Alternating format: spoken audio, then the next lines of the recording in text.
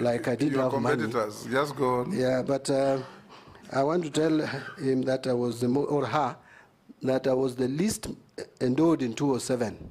Actually, they used to make a joke that I was campaigning with a bicycle and made it to parliament because of trust that the people had in me.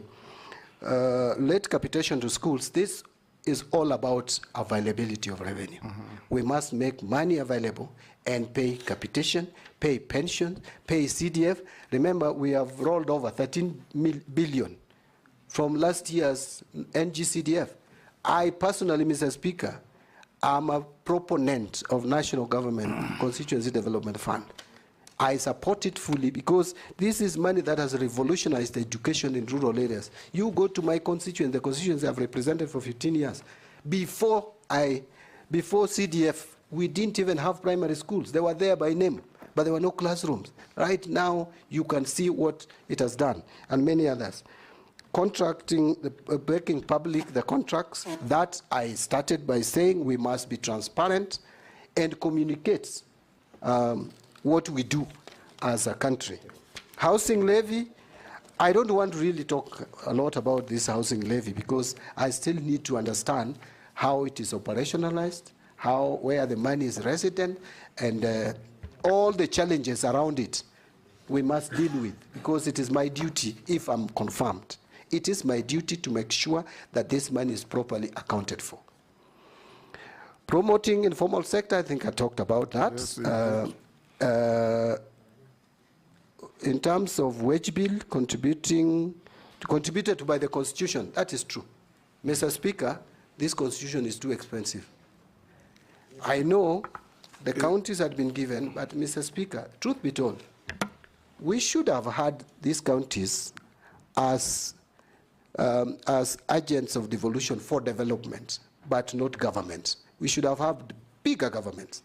Where you have now, you go to Vihiga, Mr. Speaker, it's a county with governor, deputy governor, you have CCs, 10 of them, you have county assembly, you go to Busia, chief officers, is the same, chief officer, all that. You go to sub-county administrators, yeah, and ward administrators, village administrators. You name it. Yes.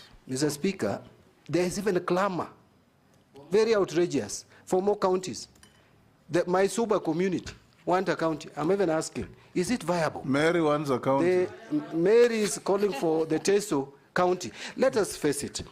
If we could have a system where we have regional governments, and then now devolve resources you can devolve as much as you want.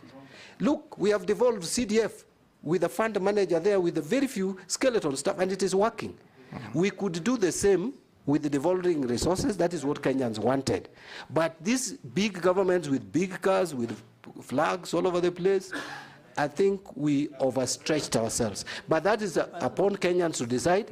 It is not John Mbadi, either as a cabinet secretary or even a member of parliament, to decide for Kenyans. Kenyans will make that decision.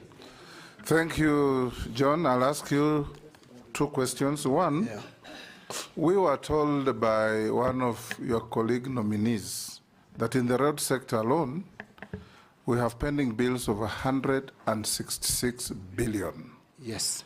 Out of which 92 is actual debt or bills, and the rest is interest and penalties. Yeah. Now, in the event you get this position you are looking for, would you take time to negotiate with the people you owed the money to compromise on interest and penalties so that you reduce the weight on the exchequer?